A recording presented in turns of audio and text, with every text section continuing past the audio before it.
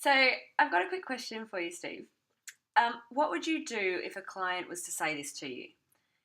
I want to pace myself and not get too much during this shoot because I have plans to do another shoot in the future and I want to save wall space and money for that time.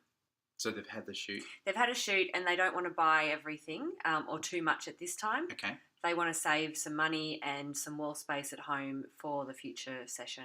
Okay. So normally when this occurs and when this has occurred with some of my clients, the main issue is that we haven't got the brief. And it comes back to those excitement calls and absolutely understanding our clients and taking them to a place where we totally get who they are and we absolutely understand what part of their personality that they're wanting to be photographed and wanting to represent. Now, if we've done that work and if we have spent time getting the brief from our clients and are finding out something about them that, or revealed something about them that they haven't thought about for a long period of time, that becomes so valuable to them that there's no question in their mind as to whether they will buy it or not. Usually, this is a result of us believing we know who they are, or us, creating a standard shoot because, we've won awards with this look and we're trying to recreate something, but the client's not connected emotionally to what's being presented. And if they're totally excited about something and totally get what we've done for them, they can't help themselves. They just want it all.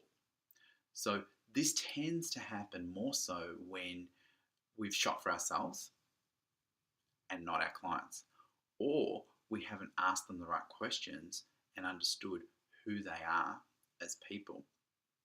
The other thing that we have a tendency not to do is ring up and speak to all of the decision makers. So are we ringing the partners and finding out how he sees his wife?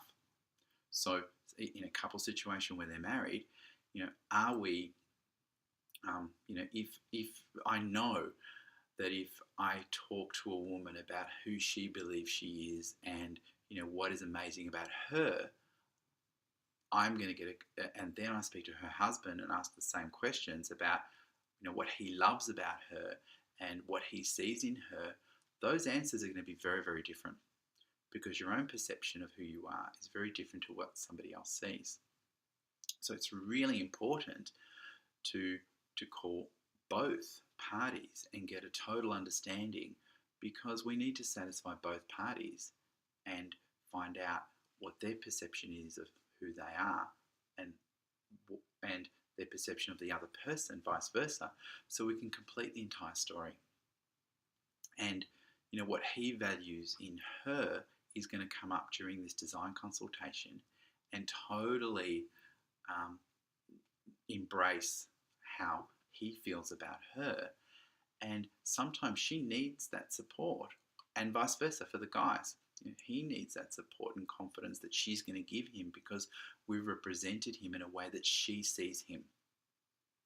And if we've done both sides of the coin, then we've got so much to sell and so much desire. Sometimes there's a trade-off between, okay, well, if you want that, great, but I want this of myself. So, there shouldn't be any question. If we get the brief, if we understand our clients, there should be so much desire that there's no question as to whether they're going to buy this or not. To me, that sort of stems from the excitement call, and maybe it wasn't an excitement call. Maybe it was just an inquiry that we did. Does that help you? That sounds great. Fantastic. Thanks, Thank Cal. you.